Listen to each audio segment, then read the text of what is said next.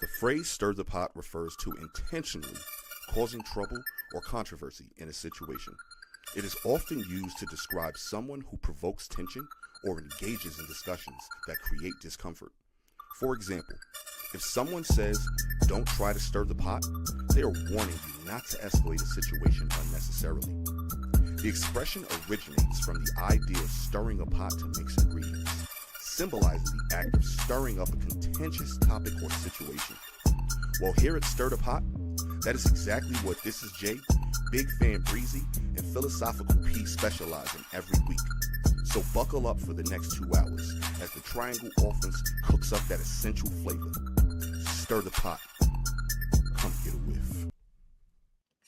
Yeah. You're not rocking with the best. Come get a whiff. Yo, it's a gift. It's Big Fan Breezy. This is JTV and Pete, Philosopher Pete. You know what I'm saying? You already know what it is. This is Stir the Pot episode. Who made the macaroni and cheese? You know what I mean? I try to switch it up with the titles. You know what I'm saying? And that's just replace you for making the titles, man. Who made the macaroni and cheese, man? That's terrible. Yo, I'm not gonna lie. And I see that you put my page up here, bro, but I think I want to change it to the vertical view because you keep putting it on the landscape. I'm gonna change it to the vertical one. Okay. You know what I'm saying? But yeah, again, that's just a little piece of Black history. You know what I'm saying? James Hennings, he get a lot of credit for, making macaroni and cheese. You know what I mean? This is probably the last episode for Black History Month. So next time we see y'all, it should be, I think, March 4th. You know what I'm saying? So yeah, he got a lot of credit. They say that he was the one that made it. He introduced it. And but they gave credit to, they say James Hennings under Thomas Jefferson influence. So you know what I'm saying? You take that for what you will, you know what I mean? Yo, Breeze, I think you froze though, bro. Like, I don't know. Froze? All right, there we go. You back to live action now. Oh, can y'all hear me though? Did y'all hear those words? Yeah, we heard you, but you was just... Oh yeah, okay. I know what happened. When I go to read something like in a different tab, it frees my, you know what I mean? Oh, all right, yeah, that was wild for a second. It was like, yo, yeah, that's what it had to be. You know what I'm saying? Word. I see what you did, Jay. That's cool. Either way works for me. You know what I mean? So, I'm just saying for my page, it's better on landscape. All right. But yeah, that's my little last piece that I wanted to stir the pot with early to say I love macaroni and cheese. Shout out to James Hennings for, you know what I'm saying, introducing macaroni and cheese to African Americans. Know what I mean? That's a little piece of Black history. And introduced it to the world, though, bro. Like, not just us. Like, to the world. But it was a Black man that did it. You know what I'm saying? No, I understand what you're saying 1,000%. Yeah. I'm just saying, like, damn, you just make it seem like we just keeping it for ourselves. You know what I'm saying? No. It's for everybody. You feel me? But at the end of the day, I still the world, bro. Yeah. But at first, want to do it. So shout out to you. You know what I mean? And every other person that takes tender love and care when they making macaroni and cheese. I salute. But yeah, man, that's how I wanted to start off the show. What up with y'all, man? Besides this motherfucking blizzard, it's snowing out there, P? It's like 62 out here, man. I had on a polo shirt for work today, and the only reason I changed is because it had the company that I works for logo on it, and I'm not doing the show with that. Yeah, I'm not intermingling the two. So, Understood. Plus, we about to go out to Top Golf after the show is over. Okay. Sable in town for a little hot second, so shout out to Sable. Yeah, we going out to Top Golf. Top Golf is a fun time. Yeah, go have some fun. So, I never played Top Golf, but it do look fun. But to your point, I'm going outside. When I go outside at 9:00 at night here, I'm gonna just be wearing this hoodie and I'm gonna be good. So that's how the weather is here. Yeah, I hear you. I mind you, you know what I'm saying? Over here, Mondami, I forgot how to pronounce the man's name. He was hiring regular civilians to shovel the snow. They had a robot shoveling the snow. I seen it on the internet. I don't know if it was real or not, but these robots, man. Yo, bro, It's in the algorithms. It's not even me looking for the content. It's they just started paying dudes $30 an hour to shovel snow. That's the true. Streets ain't been this clean in a long time, bro. Mhm. Like after the last snow, it took mad days for people to actually shovel their front and the crosswalks. Today, I was walking around no problem.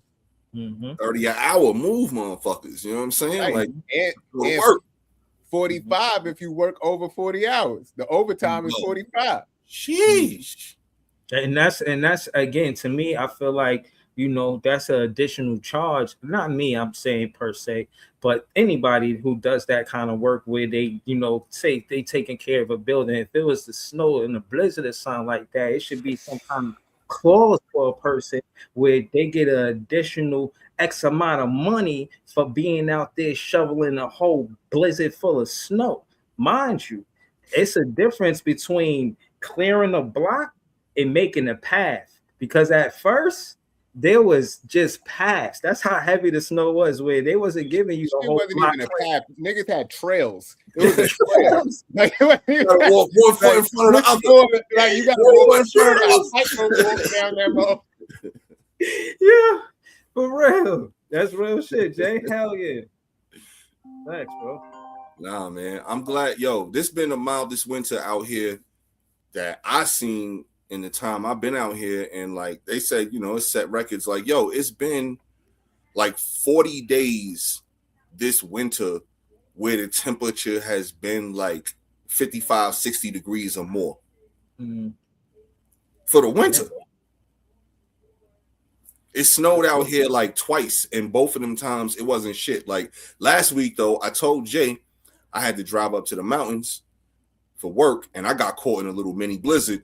And what happened was I was upset that it affected my work day and it affected my presentation.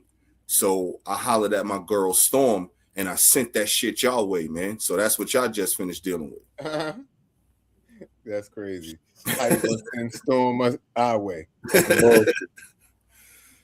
It's like, man. If you sent that our way, I called it a favor, man. Had to go across. That shit just hit us. That shit must have made a whole U-turn past all the other states, came all the way around, know what I'm saying? And then came because trust me, bro, the East Coast felt that shit, bro. Man, that shit was serious. I remember I had a rhyme where I said snowing in Colorado. Like, you trying to tell me they don't snow in Colorado, just get little light blizzards? Not anymore, really. And it's so crazy. So I was just talking about this with Sable earlier, because she was saying she was reading that, like, you know, we not getting a lot of snow out here this year. We actually, like, some places in the mountains for skiing, they had to get like fake snow brought into the spot because it's not enough real snow.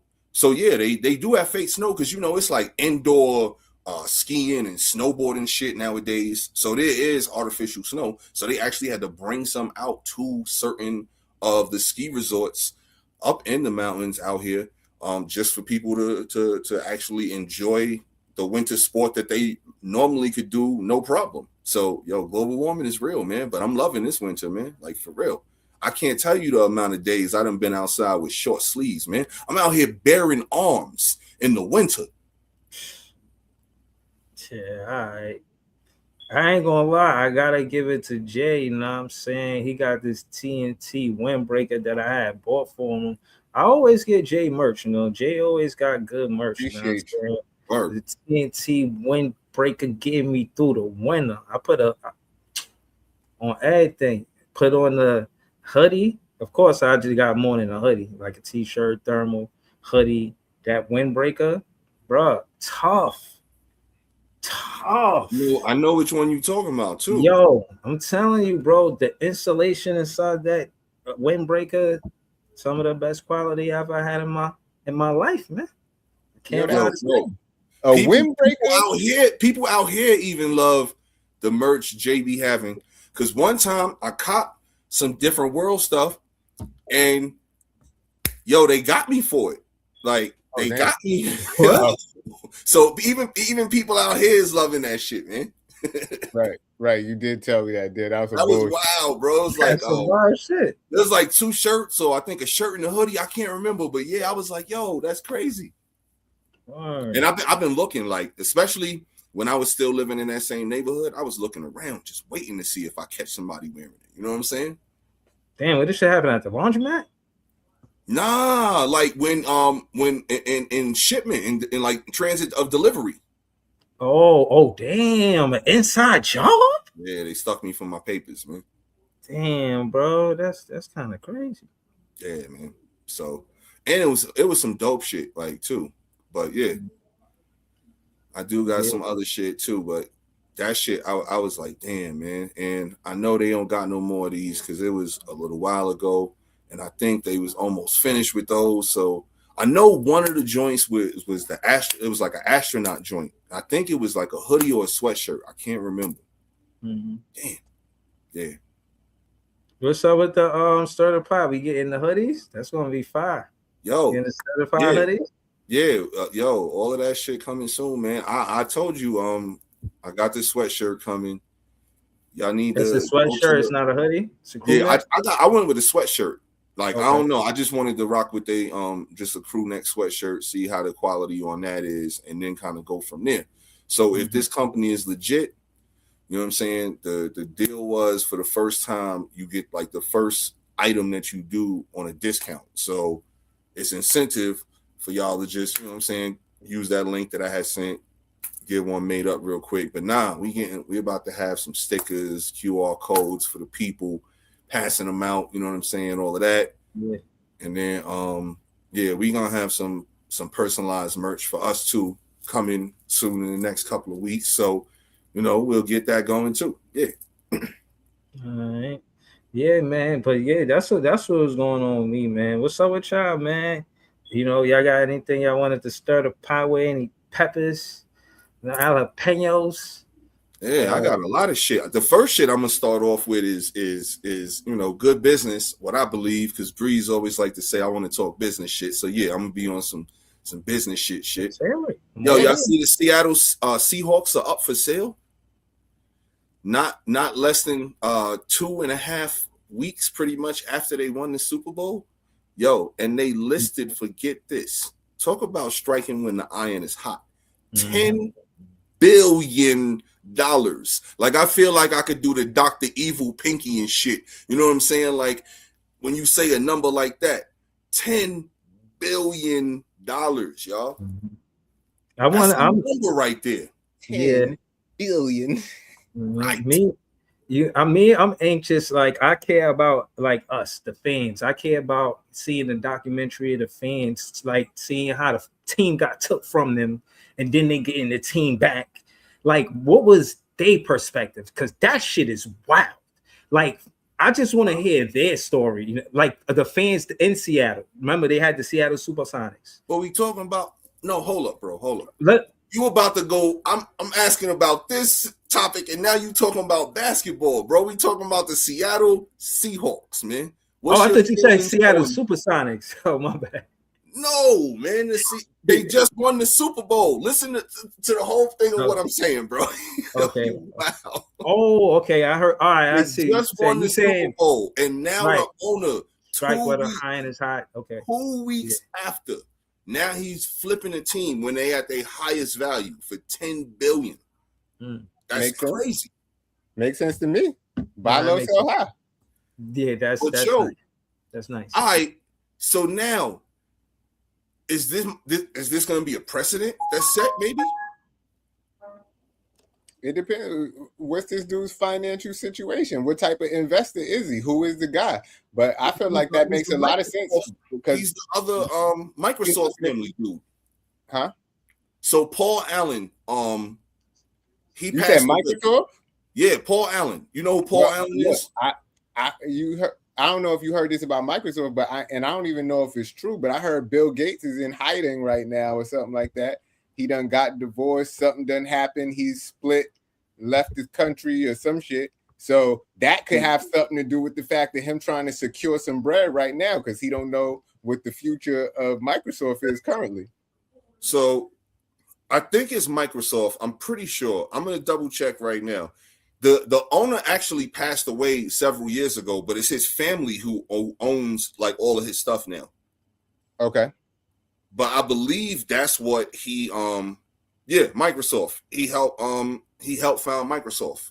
So he was like the Wozniak of Microsoft, basically, if that makes sense, you know? Wow.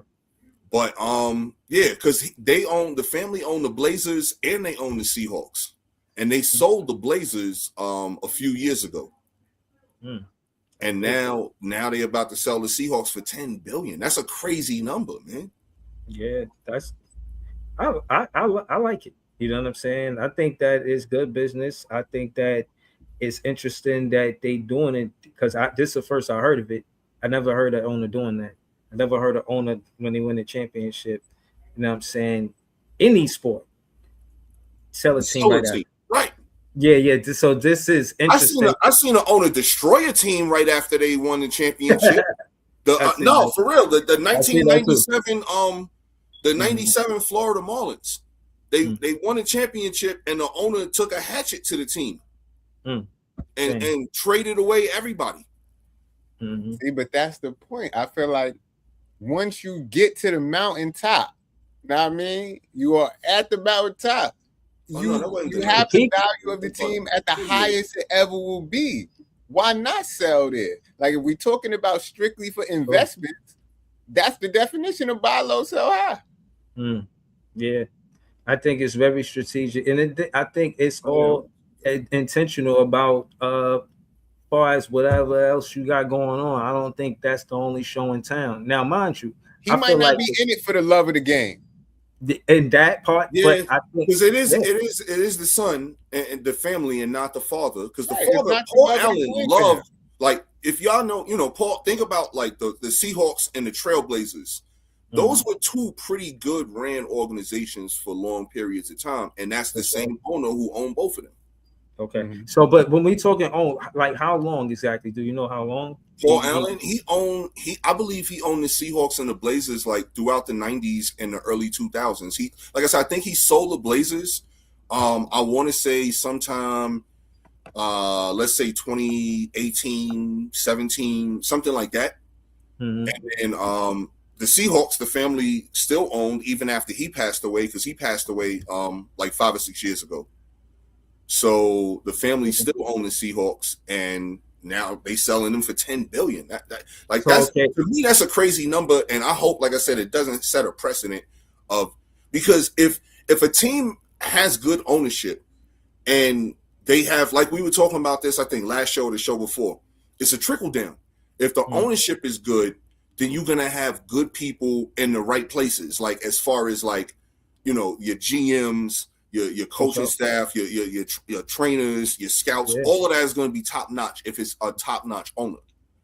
So now when you sell a team, you put at risk that franchise to now getting an owner who may only be all about the money and a business person and is not really looking at it to investing in the team 100% properly to get the best out of the team. So now, to your point, Breeze, how you bring stuff in from a fan's perspective, think about now how that hurts the fans and it hurts the organization from that aspect. So, like I said, I hope that it don't set a precedent to now where, we win a championship, we got a great organization, now let's sell it to a new owner, and now there's a good chance that this owner runs this business into a shit can. It's no different than a good restaurant, right? Think about a restaurant that you love, you go to all the time.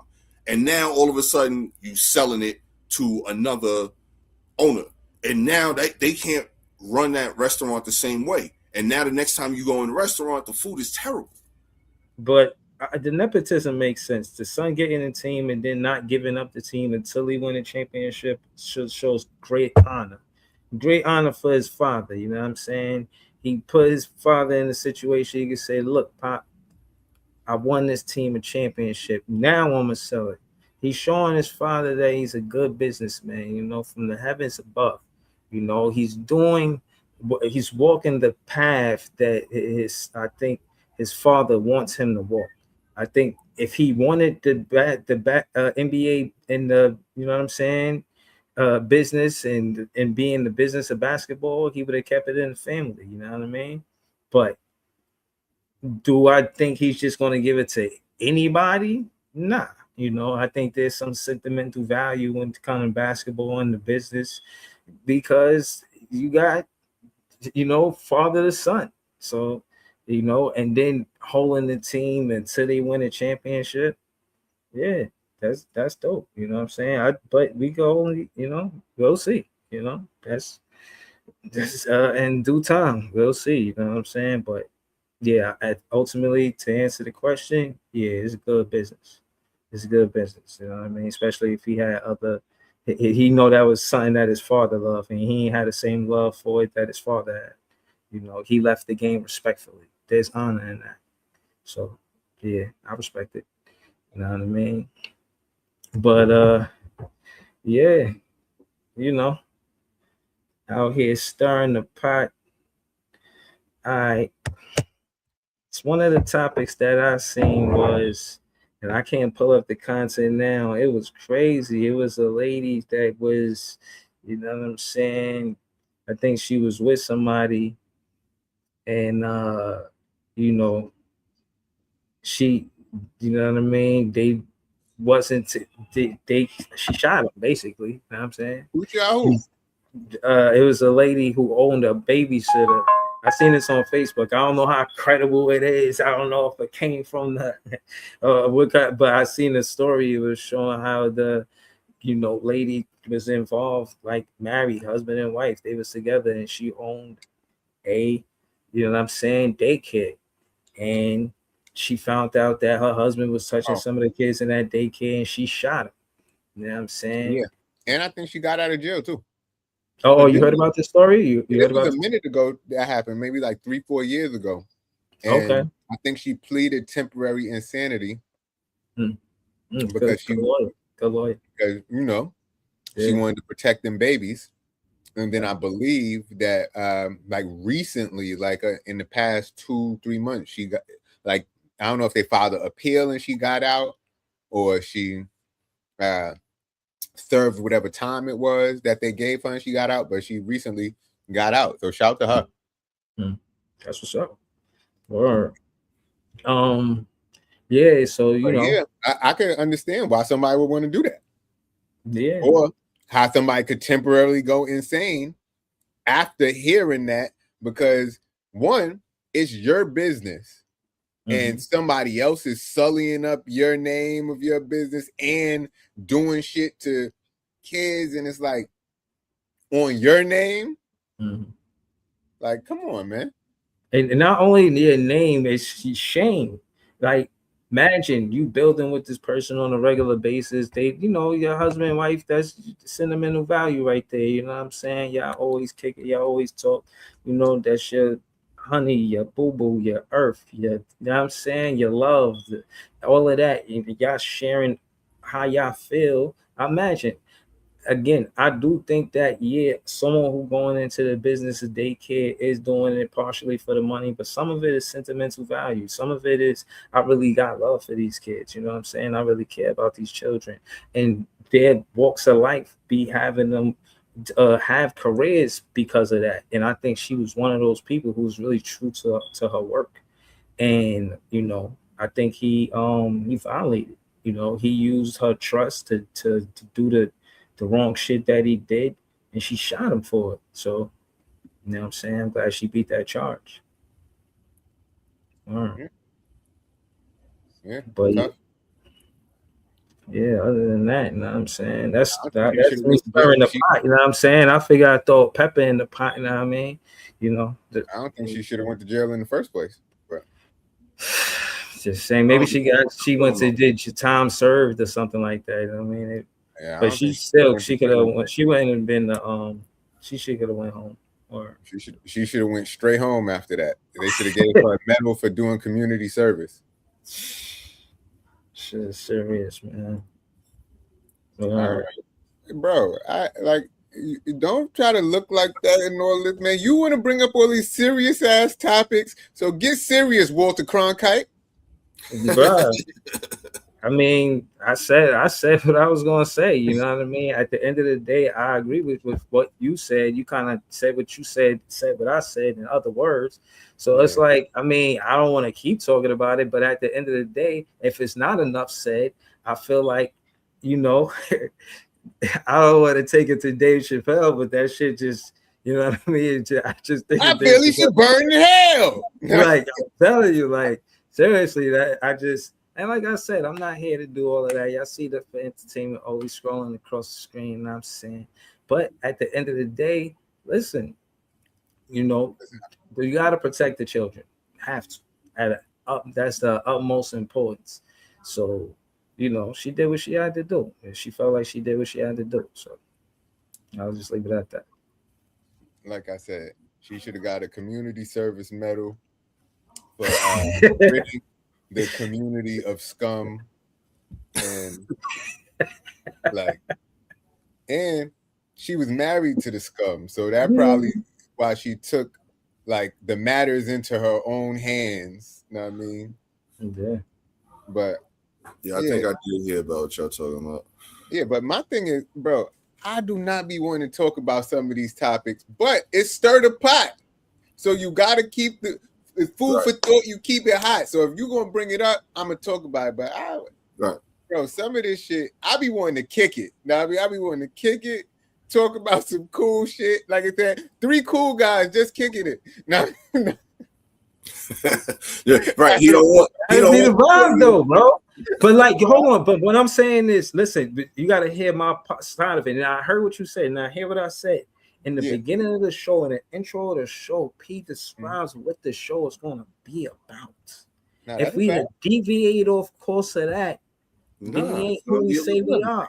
But it's going to be a little bit of everything. But we all know the different type of things we bring to the pot. You know what I'm saying? Like so basically, like me and Jay bringing like a variety of maybe this or that.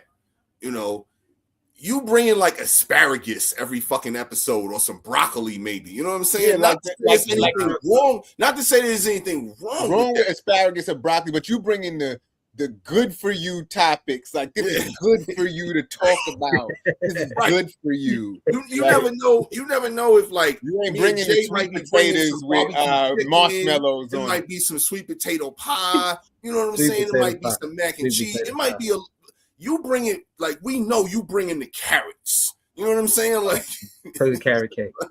For the carrot cake. Carrots for the carrot. Nah, you ain't even bringing the carrot cake. It's not the carrot cake. It's the carrots for the carrot. I'm bringing the ingredients for the carrot cake. Hopefully somebody there making the carrot cake. Nah, you ain't bringing no cream cheese. You ain't bringing no cream cheese for the topping, man. You know what I'm saying? Like, you ain't bringing that shit. You bringing. Nah, I'm bringing all of the ingredients for the and you bringing them shits like freshly picked out the ground. You know what I'm saying? Like, you ain't even go to the supermarket to get them shits. You pick them shits out the ground. I go to the section where they got the sprinkling all the vegetables. You know what I'm saying? That man, fresh produce. You know what I'm saying? Yeah. Yes. That's true. That's true. That's like I said, it's just not like shit. Some of that shit is uncomfortable, but it's real. Right. So I respect it. But it's like, I don't know, man. Like I said, I'm going to say what's real. Sometimes you got to rid the earth of some scum. You know what I mean? And I can't say that I feel bad for that dude, but that dude has a family. And I don't know, but I can't say. Yeah. All of that stuff is crazy, man. Like, it's definitely something that you gotta, especially in today's internet, dance around the topic of. So, you know, you gotta get your Sammy Davis, Gregory. Right, you can't even say the words. Yeah, you gotta dance around it. You know what I'm saying? You can't even say what happened. Really, you gotta essay somebody. Yeah, that's true. Call me Gregory Hines out this motherfucker, man. You know what I'm saying? Right, but. I was going to bring up a Breeze topic, you know what I mean? Because I feel like I watched the documentary last night on the ABA. It was on Amazon Prime. It's called Soul Power. So I feel like Breeze would have gave that documentary a 10 out of 10. Thanks. I'm going to watch it right after this. So y'all should go watch Soul Power. It just talked about I think it was like the rise and fall of the ABA and all the teams that it had. It was a bunch of dope people in it. It was, damn, who the fuck narrated it? I think it was Common narrating the joint. Okay. And but it was mad people in it. There, Dr. J, Charles Barkley, like soundtrack was good. Talked about all of the issues that caused them to close. I talked about how during its height, it was way more talent than in the NBA, and they was putting mad pressure on the NBA. Like, great documentary. I think Breeze would have gave it a 10 out of 10. I'm gonna recap. That really is probably like a 7 out of 10. Nah, it might be an 8.5 because honestly, I missed some of it because I was in and out. Know what I mean? But it was playing the whole time. And everything that I was seeing was fire. It was very informational, entertaining, all of that. So it was a dope documentary. Yeah, I'm Amazon Prime. Shout out to them. So I'm gonna rate it a 10 out of 10, and Jay rated it 8.5. You ain't see it yet. No, but I already know. I know Breezy. But no, he already said he said, yeah, I'm gonna give it a 10. Yeah, he gonna watch that shit and be like, this shit is a 10 out of 10. I know he gonna see. So I'm reading the book. I want to come back to that because this is a running joke, and I want the people to dive a little bit deeper into that. But first, I do, because I have on my list too something that I want to watch, and I'm telling y'all we should watch it and probably convene on it next week or the week after. It's called Black Ice, The Rhythm. It's about a dude in Detroit, black dude who was a hockey player, and his career got derailed or whatever, and then he basically tried to get other black people and black kids in Detroit to play hockey, and he basically like started an organization and coaching and all of that stuff like that, and it got good reviews. It was a dude on TV talking about it the other day. Like the creator and writer of it was on an interview talking about it, and that's how I found out about it. I found out about it yesterday, so I didn't have time to watch it for today. But I definitely wanted to put y'all onto it, and I'm gonna check it out and see what's up. I think it's on a couple of outlets. I think it's on Apple, Prime, and Tubi. Black Ice. It's called Black Ice, The Rhythm. Okay. It's crazy that you even said that, because one of this white dude at my job today was saying that his pops, and they from Detroit, but was saying that his pops was like the person, like he coached the all girls black golf team and took the first all girls black golf team to the nationals or something like that, or like won the national championship, but did something with the all girls black golf team from some high school that he was coaching. He was just telling me about this today, and that just reminded me of what you said. But it was in Detroit, well, not Detroit, in Michigan. Maybe it was right outside of Detroit, but I don't know. So shout to them, shout to him. And Detroit is a real black city. Yeah. Yo, I want to hear something real dope that I learned. So after I had heard about that, I was doing a little bit more reading about, black people playing hockey. Right now, it's a record 25 black players in the NHL. I didn't even know that. Like, that's a record right now. And then also there's a woman on the women's U.S. Olympic hockey team, a black woman named Layla Edwards. She's the first black player, male or female, to ever win an Olympic gold medal for U.S. hockey. So shout out to her. Like, I thought all of that was dope. Like, yeah, absolutely. And hearing about that in Black History Month, you know what I mean? Like, we make history all the time, but it just goes to show, and I can say from a personal account, not that I did anything that great, like I ain't win no gold medal, but I'm just saying being introduced to something and being interested in it. Like, you never know what you're interested in unless you introduce to something. The first thing that I was interested in that I didn't know that I'll be interested in was tennis. Like, the first time I played that shit, I loved it. Like, yeah, I heard about tennis, but I go to the park, I play basketball, football, you know what I'm saying? I really wasn't into baseball. And another thing was the opportunity to play tennis. It wasn't like at every basketball park you could just play tennis. It wasn't like that. You know what I'm saying? But I'm saying that to say, those African Americans that got those gold medals, they was probably introduced to it and they became interested, intrigued by it even. You know what I'm saying? Like to know that they could be the first, know that they could be a pioneer. You know what I mean? And but have love for it, not just to try to. But again, they just find purpose and not. I don't want to say conquer the sport, but be dominant in it. You know? So yeah, I think that's dope, man. Shout out to that.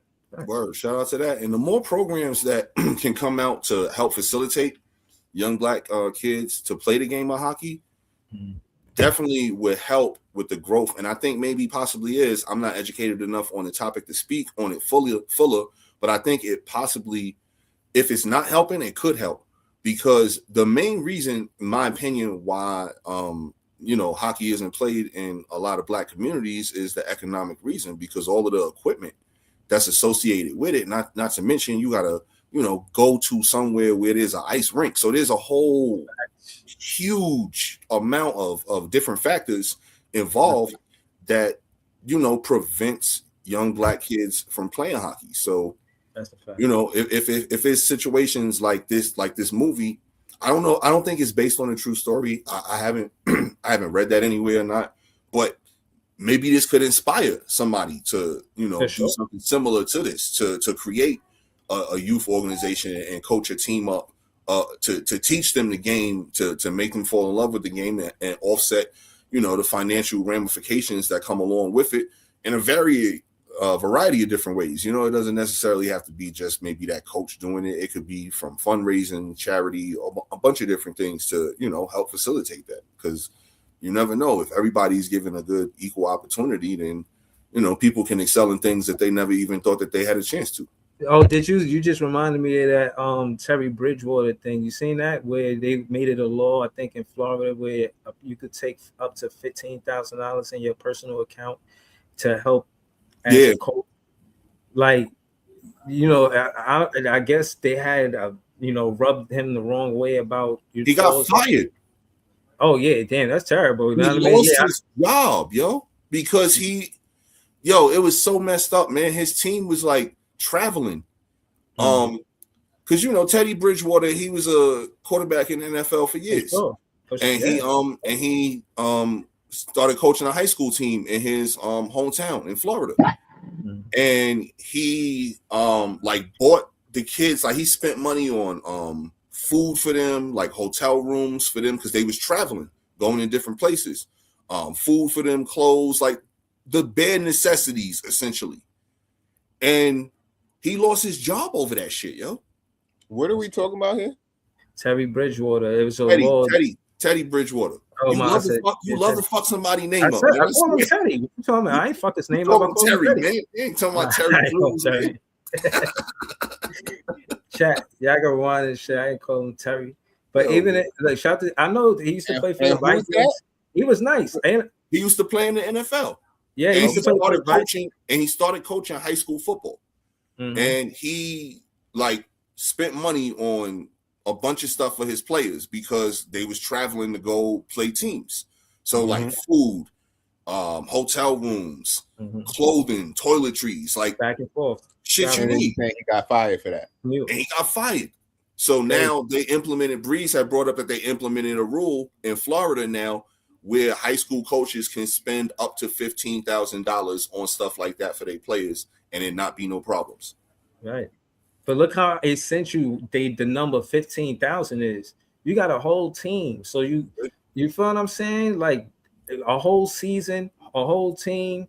They had to look at the budget and see that he wasn't doing anything ridiculous. They probably audited him, did mad shit. I don't know exactly, you know what I mean? But I know they're buying them cars and jewelry and clothes. You know what I'm saying? Like even if he is buying them sneakers, I'm pretty sure it ain't no $2,000 kicks. He buying them maybe some Jordans or something. It was wild, man. Yeah. Right, so. But shout out to them for correcting that, and that's crazy. Him losing his job. Were the kids getting penalized too? Nah, they didn't penalize the kids. He lost his job, and then he wound up going back to the NFL for like another year. Because I feel like I've heard something similar with the kids in college getting shit paid for them and then not being eligible for shit. Well, yeah, that was before NIL shit in You college. talking Yeah, about blue chips? yeah before Well, the so NIL. this what y'all talking about is like super recent. Yeah, Teddy Yeah. Bridgewater just he got fired in, I think it was 2024. Oh, it's 2024. Yeah. Yeah, I believe he got fired in 2024 because I think he was back in the NFL this year for a team or two. I can't remember. I just seen that the other day. The chat said Terry Bridgewater played for the Minnesota Vikings. Mm-hmm. But yeah, so that's why the ruling just came in. So he got fired in 2024. So yeah, that shit was crazy, man. Like, what was he supposed to do? Let these kids starve? Make these kids sleep on the bus? Like, I don't get it. He buying them the best sneakers, making sure, you know what I'm saying? That you ain't got no wear and tear. They got full, you know what I mean? Everybody got to pay uptowns. What's wrong with that? Probably, man. Like, you know what I'm saying? $100. You look good, you play good. You know what I'm saying? Coach taking care of you. You know what I mean? Making sure, you know what I'm saying? You lace them up. You know what I mean? Getting you the sneakers that cover your ankle. You know what I'm saying? Looking out for you. You know what I mean? But whatever, man. I just think they right. They should apologize. That rule should come with an apology letter. You know what I'm saying? So I'm glad they made things right with Teddy Bridgewater. But yo, the second thing I wanted to ask you, Breeze, while we was on the entertainment shit, and my mind totally slipped on this. What are your qualifications of a 10 out of 10 movie? I think the world wants to know. Like, what does something, a movie or a TV series, whatever, what does it have to have for you to give it a 10 out of 10? The creativity I like. I would say, like, when I think of 10 out of 10 movies, the first thing I think of is like Friday. When I seen Friday, it was a 10 out of 10 movie. I never seen a movie like that. It was the first time I seen it, and it was funny as hell. Friday was a 10 out of 10 movie. Terminator, you know what I'm saying? First time I seen Terminator, I thought that was a 10 out of number one, the first one. The first time I ever seen it, like, it was new. Like, I never seen a movie like that before that. And again, I think that part of it gives it close to a 10. Just off of the originality, just the fact that you starting with originality, it already gets you up there. So you ain't even got to try hard after that.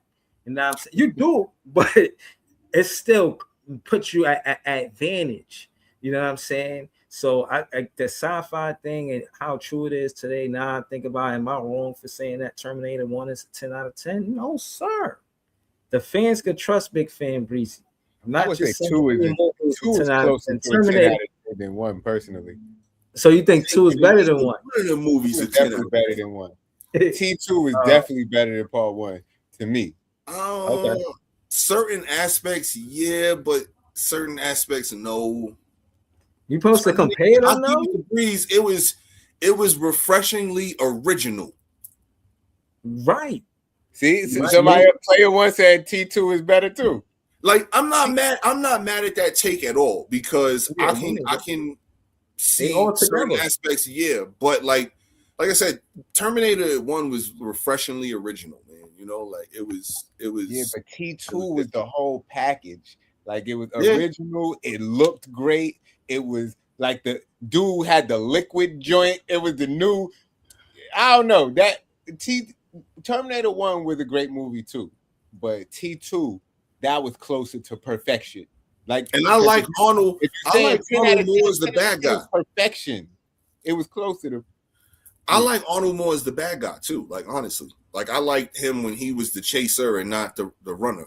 Mm-hmm. I get that. Yeah. I get that. Yeah. But that's it. But again, just the whole writing of it, I loved it. You know what I'm saying? I don't contrast. So the acting doesn't factor in for you? Yeah, of course. Because Arnold's a terrible fucking actor. No. He's another one. Hold on. I was gonna say, hold on. Acting like a robot, it kind of makes sense. Yeah, but no, I was gonna say that too, because I was watching a clip about Mr. T and how they just play him to be himself. I was saying that earlier about Jason Statham. I said, yo, Jason Statham. whatever movie Jason Statham in, he's He just can himself. only be a basketball player in movies. What? Jason not Tatum Jason can only Tatum. be a basketball No, player. he talking about Jason Statham. I know, but at first he said Tatum, so that's why I'm still fucking with it. I said Jason Statham. I know what I'm talking about. Yo, the dude, he It's played the still the same wrong- you still character in stating every the wrong movie. Yeah. I'm telling you, I- Breeze will fuck somebody's name up. That nigga- So how y'all say his name then? How y'all It's say his name? Statham. That's it's what I an H said. in there. No, you yeah, Not it's a Statham. Statham. And Statham. then this The nigga, H. yo, he be It's the calling this nigga Caleb Wilson. That Yeah. shit be having me Yo, crying. remember when he used to call Kaepernick Colin? Yeah, like the Colin fucking, Kaepernick, right? like the Yo, punctuation Breeze will mark. fuck your name up, yo. Yo, no, hold on, wait, just about punctuation. Did you know there's mad punctuation marks that we do not use? Man. Like I thought I knew all of the punctuation marks till I seen some post on the internet the other day. It's like a question mark and an exclamation mark together, and that's called something. Like it's two sideways exclamation marks that you could put. That means like they diagonal to a point. That means something. It's a question mark with a comma under it. That means something. Like I didn't even know there was all these punctuation marks available to use in the English language. But my bad. Not the. Nah, that's an asparagus in the pie. Y'all said I'll be throwing asparagus in the pie. That was an asparagus. It's all good, bro. I fuck with asparagus. Know what I'm saying? That shit is crazy. I've never seen these things. Like I thought, I don't know. That shit just caught me off guard when I saw it. Hell yeah, that's totally different, man. Like I would have never thought of no shit like that, man. Like that there's two exclamation points coming together, creating like a V, I guess. Like, you know what I'm saying? That's wild right there. Or a Y with the dots at the bottom, it would kind of be like a Y. That's crazy. Mm-hmm. Yo, big fan Breezy, you should change the Y in your name to the exclamation. Yeah, you should change your the Y in your name to the exclamation points. Bro, I didn't know these things existed. Like you can really put that at the end of your sentence. Like what the hell do they mean though? The question mark and the question mark and the exclamation mark together is called the interrobang. But it pretty much means that you're questioning something and excited about it. Like what the fuck? Like like you question it. You can send somebody. You can send somebody WTF in a text with that. Yes. And you can really let them know how much of what the fuck you. They can visualize it more, right? So they need to make these accessible to us. These two question marks right there that look like a heart. That is actually to express love. So if you're expressing love with your statement, you can put that instead of putting like the heart emoji. That was the heart emoji before the heart emoji. Wow. So these things have been around. Yeah, these things have been around for a long time. People just don't use. They're like, yeah, that's like crazy. They're just lesser used punctuation, and I didn't know these things existed. You have to be like some sort of literary scholar to know this shit. Yeah, that's wild. Yeah. I didn't even know nothing about that. So, I got to do some more research for myself on that. And this shit right here to try to get this shit used. It takes authority. Like if you send an authoritative statement to let somebody know they better do this, that's this shit. Like I didn't know there was punctuation to let people know these things. Right, that's crazy. Hold on. Wait, what you typed in to see that shit? I'm finna put it on the big screen. I just said obsolete punctuation marks or lesser known punctuation marks. Okay. But that shit was new to me when I seen it on TikTok the other day. That's wild. And that wasn't even one of my topics. It was just because y'all was talking about the punctuation shit. And I was like, yo, so did you ever? I wanted to see if even one of y'all ever heard of this shit. This shit. I ain't never heard of that shit. Nothing like that. Oh, so they kind of like what the asterisk is, but those. Yeah, but just different ones. Like it's an upside down question mark for a rhetorical question. Like if you ask something rhetorical, you're supposed to put the question mark upside down. Like who knew? Right. The question mark is in distress. Yeah, you definitely sticking the pot with this shit. Right, but so, yo, I got something to follow up on that whole Warner Brothers, Paramount, Netflix thing. Is new developments in that. All right. So basically now Warner Brothers is reviewing Paramount's bid. They've reopened talks as recently as Tuesday after studio increased its takeover bid to $31 per share. The new proposal includes a $7 billion termination fee and quarterly payments to shareholders if the deal is delayed. Currently, Netflix co-CEO Ted Sarandos defended his company's $27.75 per share offering, arguing a merger with Netflix provides more growth. So that's where we at now. Now they back to the table reviewing that bid. So what kind of punctuation mark would you use on that one? I would use the authoritative joint. Before you answer that, is the old school, just the ... because the shit is just continuing. You know what I'm saying? Like, to be continued. I don't think this shit is going to come to an end anytime soon. I think Warner Brothers made it seem like they was ready to sell right now, but I think they basically are gonna, keep holding out until they can milk the highest bidder, for as much as they can. Yeah. It's business. That's what you got to do. Just like I was saying, like in business, the goal of business is to make the most money as possible. Like, and honestly, like even in my business class when I went to college, bro, they tell you the goal of starting a business is to start the business, make the business up to a point, sell the business, and then make another business because you know how to make business. Right. So you sell the business to someone else who can't build a business, and then you go build another business. Right. I never really thought of it that way. I'm like, yo, you building this business because this is what you want to be for life. But nah, the goal is to start it, build it up, sell it to somebody who can't build up a business, and then you go start another one because that's what you do. Right. So, that, like, you got kind of two different types of entrepreneurs when it comes to starting up a business. You got the one type who, this is my baby, I'm putting my life into this, you know what I'm saying? I'm gonna pass this down from generation to generation. And then you got the other one who, I'm gonna build this up, flip it, get something else. Because they're not in it for the love of whatever that particular business does. They're in it for the love of business. Yeah. So you got two different styles when it comes to that. Yeah, because it's different. Because if you're in it for the love of that, maybe you're not a businessman. Maybe you're a musician, or maybe you're a athlete, right? And you love athlete. But a person, like, if business is your thing, you can make anything into a product, right, and into a business and sell anything. Exactly. So total different, you know what I'm saying, things with, how they're operating from that aspect. Like, a person that loves to cook, they're gonna open a restaurant and they not, they happy with just making, X amount of profit.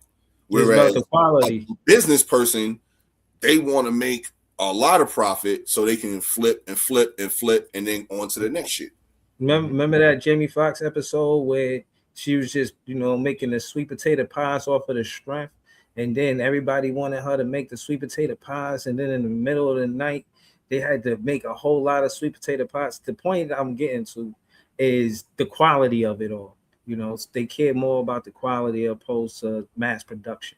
Because when the mass production part of the business, when you agree to that part of it, you got to know it's going to impact the quality of it. Or you got to, in my opinion, as a business person, you got to know you're going to take a loss somewhere in that part of it. People are always going to try to stretch the product, for lack of better words.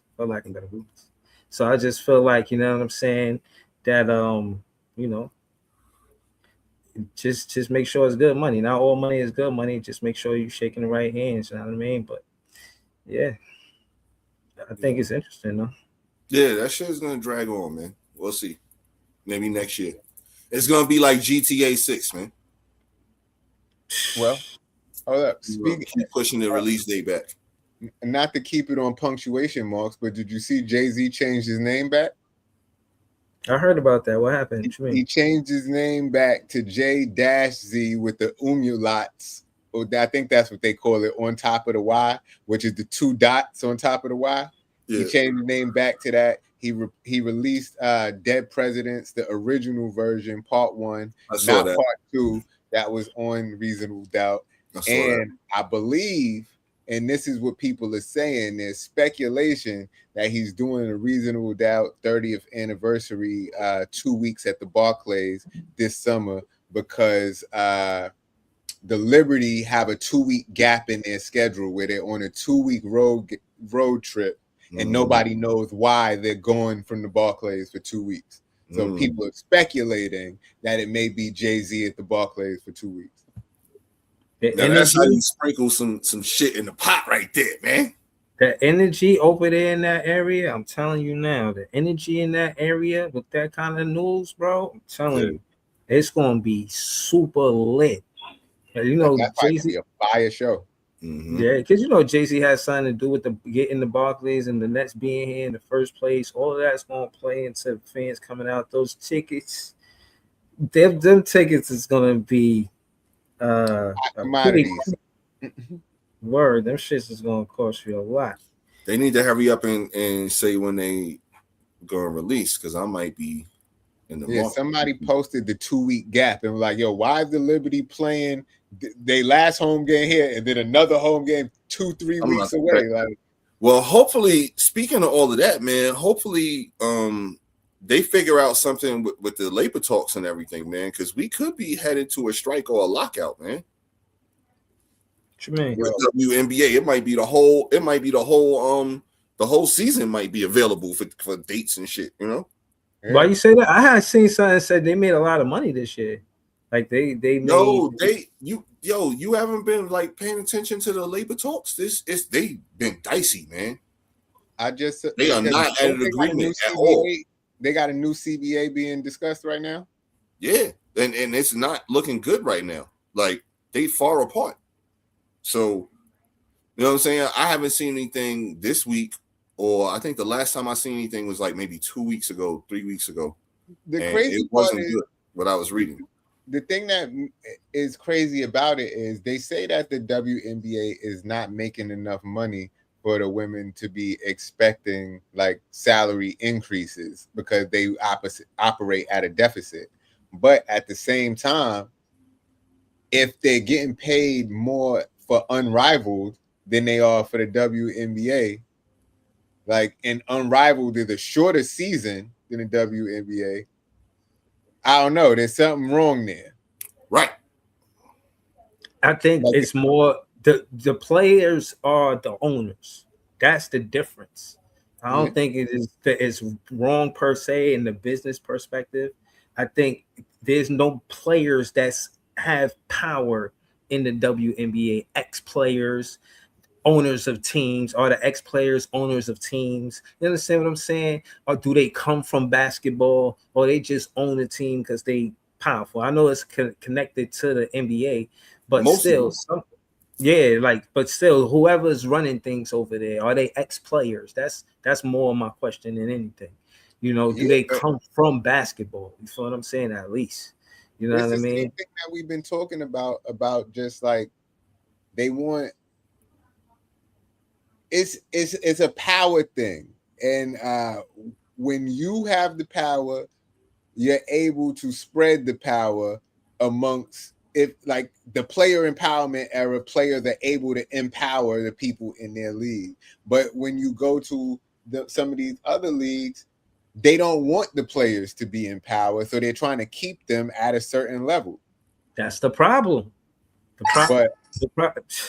You gotta empower these players that put in a lot of work for you to have the popularity, have all of the sales. And again, I think at the end of the day, the fuss is the players knowing what kind of money that they bring it in. I'm pretty sure the Liberty know they worth. As far as I hear the fans, they saying, oh, when the Liberty first got to the Barclays, it wasn't a lot of fans. I mean, it was a lot of empty seats the time they won the WNBA championship, every seat was packed. So they was bringing money in, and the players know that. The players know, like, yo, we part of the reason why this, you know what I'm saying, the business is looking good. And I think they have a leg to stand on, you know what I'm saying? I think, you know, they have some validity to kicking up dust, you know. This JDJ comment. JDJ is 1,000% on that. He says, reigning WNBA champion Chelsea Gray won an inaugural unrivaled one-on-one tournament, taking home $200,000. That's a big money right there in prize money. Just for the little tournament. Right, And this single tournament payout exceeded her salary, 2025 WNBA salary of $196,267. Shout out to JDJ in the chat, a moderator on the page. For the unrivaled sports knowledge. You know what I mean? Pun intended. And the crazy thing about it is that the WNBA is crying broke, saying they don't got money. Yo, women's sports is making money right now, man. It's making money on a college level. It's making money on a professional level. It's getting more exposure. ESPN right now is repackaging their whole Sunday night thing coming up in the spring because they lost the baseball contract. Because baseball, I think, went to NBC and something else. I can't remember. But ESPN lost it. So now on Sunday nights, instead of playing baseball throughout the spring and the summer, they're repackaging it called Women's Sports Sunday, something like that. And it's basically going to be WNBA games and nothing but women's professional sports Sunday night. So you can't tell me that the WNBA is not getting money because women's sports is being promoted and publicized way more than it has been. It still needs to be done more, in my opinion. It's still not where it needs to be all the way. Hopefully we'll get there sooner rather than later. But that shit starts with the WNBA doing what's right and paying these women what they owe these women, because without that, the cycle is not going to continue, man. Like they got to get some more, man. Mm-hmm. How new the WNBA is, these pioneers are smart. But the WNBA is not even new compared to Unrivaled. Unrivaled is 2 years old now. WNBA is approaching 30. Exactly. But that's what I'm trying to tell you. Unrivaled is the reason why they are doing what they're doing. Because you got to realize that's kind of like JDJ, what he said. I think that's part of their negotiating, why they got elbow room at the negotiating table. Because they talking like, yo, we know that we generate this kind of money with this kind of schedule. Y'all doing, and that's innovative. That one-on-one tournament. You got all of these big analysts on ESPN or whatever, whoop-de-whoop, talking about one-on-ones in an all-star game. Unrivaled jumped out and did it. They became innovative immediately. And let's call it what it is. You get that Sunday night time slot. When you said that, I thought of the NFL. And I know they don't have the same schedule because of the months. I'm just saying they got that time slot and they did their fucking thing. You probably became a fan of the NFL watching Sunday night football. Yo, the WNBA had to get broken off a bag as a league from ESPN to be like, yo, we putting y'all games on Sunday nights. They had to got a bag from that. So why is that bag not? But what do y'all think about player one comment right here?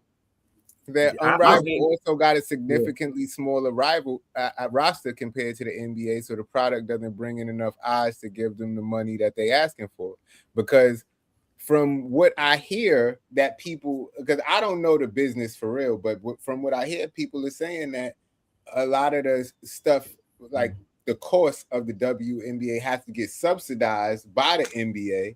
So if they're not actually turning a profit, like, because they're making money, but they also got to pay for a lot of things. So this new CBA could allow them to turn a profit. But if they're not making profit, how are you giving out surplus? Because there is no surplus. Yo, they got to restructure a lot of stuff from the ground up to really figure that out. And the crazy thing about it is the infrastructure is right there, because a lot of these teams are directly connected to an NBA team. There are only a few that are actually independent ran franchises. You know, most of them, I don't know the exact number of teams in the WNBA, but I'd probably say 80% of them, 85% of them probably have an NBA team that is owned by the same governor or board of governors. So that's basically, I don't understand how they're fumbling this so much. All they had to do is just copy and paste and adjust the figures. Like basically take the same model of what you do with the NBA, place it into the WNBA, and just adjust certain things to make everything fit, if that makes sense. Like if I'm making a fucking meal for 20 people, I'm going to use more of the same ingredients than if I'm making a meal for 2 people. It's basically the same meal and just using more of the same thing or less of the same thing. And for whatever reason, they fucked up the bag when it came to the WNBA, man. I just think it's greed. I mean, if I'm stirring, let me stir the pot. I think it's greed. I think at the end of the day, they just, it's past being fussy. It's past them being catty. They talking business. They talking numbers. They coming in there, but who they got, you know what I'm saying, on their hip protecting them, whether it be their lawyer or whoever they consult business with. They come in there, they sitting down, they looking over the numbers, and they saying we deserve this. Now, again, I want to watch what Jay is talking about. What you call it, the ABA, the soul power. I want to watch that because the way that I understand from the book that I read, T-Neck to Brooklyn, the NBA absorbed the ABA, but only 4 teams. That's the Nets, Pacers, the Nuggets, and the Spurs. And I'm saying that to say that the ABA was doing something innovative, quote unquote, because they was the only competition. They was competition to the NBA. You know what I'm saying? You didn't have to watch the NBA, you could watch the ABA. But the NBA, to my knowledge, was big bank and ABA was small bank. You know what I mean? The ABA, what happened is, bro, the ABA squandered their money. At one point in time, the ABA actually was more popular and more watchable than the product that the NBA was producing. I read that too. They started squandering their money by doing extravagant, lavish, dumb shit. And then also they were paying their players more to keep them from the NBA and also to try to sway players from the NBA to come to the ABA. So it was a combination of mismanagement of money on both of those aspects. And once you start doing that, basically the reason that the NBA absorbed them, because the NBA bought the ABA because the owners were going broke. The owners were going broke on their product. Like, you ever seen a movie Semi-Pro? Mm-hmm. Yeah, a while ago. It's kind of a true story a little bit. Like it's wildly absurd, but the shit that he was doing, that's what the ABA owners were doing. They were like spending money on stupid aspects of the game, wasting money on shit like that, paying players big money, and they went broke and they had to sell their teams in order to keep money coming. Right. And like, I think in the documentary they were trying to say that the NBA was kind of being predatory, trying to poach some of their players, because it was like certain players that were bringing a lot of light to the ABA talent wise, and the NBA was trying to poach those players. It went both ways. It went both ways because the ABA was literally like, so like, I think Daryl Dawkins, if I'm not mistaken, was like the first main player that both leagues were fighting over in the draft, because at that time, when you came out from college, you could go to whichever one you want. Like you could get drafted by a team in this league and get drafted by a team in this league. And then you essentially can now go to the highest bidder because that team owns your rights to that league.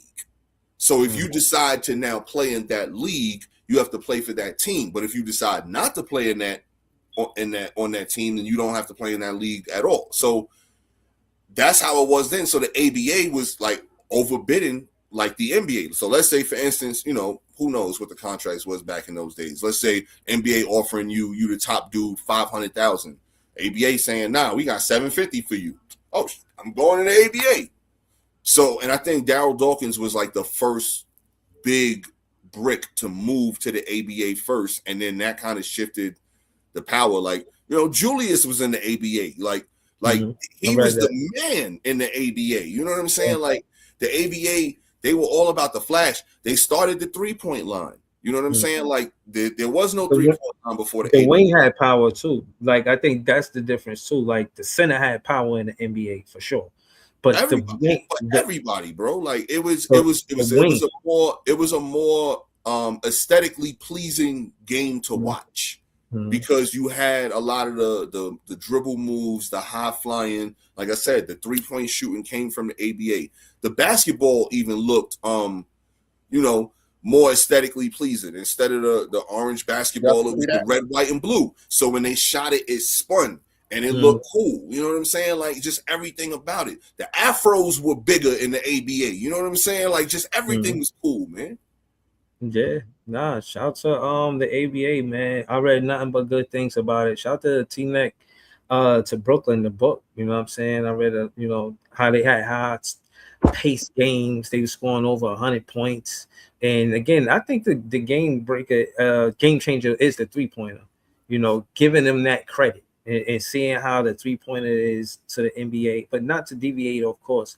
I feel like, the Unrivaled give the players a lot of, kind of like elbow room at the negotiating table. Like, yo, look at the kind of money. And then just that fact of going there, telling them, offer just this 1v1 tournament, I got 200K. Y'all pay me that a year. Y'all don't want to talk business with us? We even look past the whether you like me or not. We talking business. We talking whether or not what I'm saying is connected to us making money. Is that happening? And for that's a big flex. Again, this whole Unrivaled thing, I'm glad we paying attention to it. Y'all definitely got me on point with it. I want to see what happens on the business side of things because they're making noise. Because it's not just about them, just kicking up dust with and that's it. They're kicking up dust and backing it up by having a product that's giving them more money in a short span of time than they do in that schedule to schedule. Mind you, they always want to push the envelope about how, I forget her name, but she went across seas and she got in trouble. You know what I'm saying? And how Brittany Griner, and how the Unrivaled tournament keeps players from going overseas because that's the biggest thing to me, bro. Because here's the thing. Like they always been making more money overseas than they were in the WNBA. See what I'm saying? So Unrivaled is not really like new with giving them an option to be able to feed and support their families. Overseas always gave them the big bag, but Unrivaled to me keeps them from going through terrible shit like that, bro. Like that I think is the big thing because now during the WNBA offseason, they don't gotta go over there and be subjected to certain situations and certain things that they're not used to, comfortable with, or even violates them in certain ways. You know what I'm saying? So, bro, I think that right there that's why the Unrivaled League is kind of a godsend. Right, but no, I feel what you're saying, but I'm saying the same thing, but I'm not saying only a godsend. I'm telling them, I'm saying it because they got negotiating power. When they go over there, they could use that because that is a fact. And again, well, no, what I'm saying, no, bro, is the negotiating power has always been there in that aspect because overseas they was always getting a bigger bag. Like, you know what I'm saying? You playing over here on a WNBA contract for maybe 120,000, but you going over there, in the overseas in the off season, and they got 3 M's for you. You know what I'm saying? It's always been like that, bro. And again, I wasn't a podcast at the time, but this was like when I was on a C train and I seen the player she was really tall, and I asked her, I said, yo, you in the WNBA? I forget her name. She said, yeah, I play for the Liberty. She was like, yo, you don't get I asked her like, "Yo, why you ain't got a big car?" Yada yada. Whoop de whoop. She's just mad cool. She's just kicking it, and she was just like, "Oh, we don't get paid. What you think we get paid?" And she said that subtly, but you could tell she had a few. You feel me? Um, it was one of those. I think I seen it was on the way back from like New Year's Eve or some shit. I like took the train to the city by myself on some bullshit. It was just me. You know what I'm saying? But on the way back, I seen her and shit. But yeah, I'm happy for them not only kicking up dust about how they feel about contracts, but getting the unrivaled league. Shout to the owners of Unrivaled. I think it again, that's huge. Like, what would be the equivalent if that happened in the NBA? That would be crazy. That would be crazy. You know what I'm saying? Nobody's Nah, I couldn't see that happening in the NBA. Like somebody start. the I mean, they money. got The the big money way three. different. The You money see way the big different. three, right? The money is way different, and the big three is more of a. You see players who used to play in the NBA, you know, playing in that, as opposed to That's true. current players. I don't think there'll be any way somebody could, you know, make a basketball summer league, so to speak, that NBA players will be playing in, bro. Why not? I don't think. I mean, nothing is impossible.